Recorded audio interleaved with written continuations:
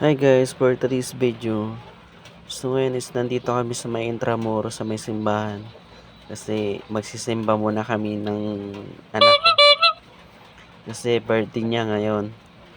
So kailangan magpakabayad muna mga guys. So yan.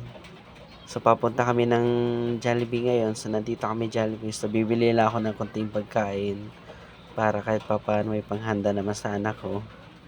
Kawawa naman, walang budget. So yan lang talagang budget namin mga kawaray.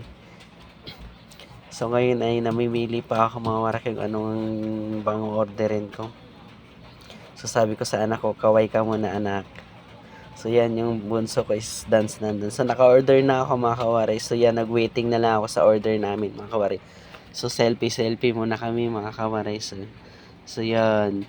Bali nag-order na pala ako waray. So for take out pa lang in order ko mga kawaray. So yan.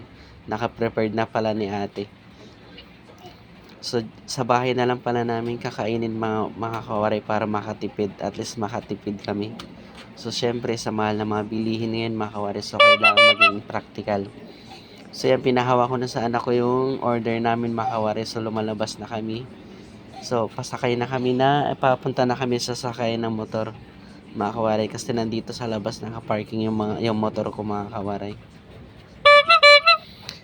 So, bagong punas yan yung motor ko. So, dito na ako bumili ng fries, mga kawaray, kasi mas masarap kasi dito at saka malinamnam kaysa sa Jollibee.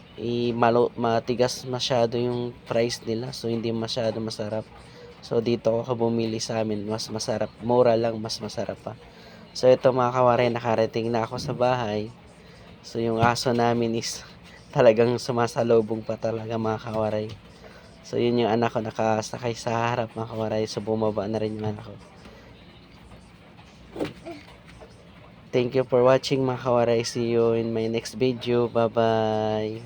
Text mo na mga kawaray. Yan. Goods na goods.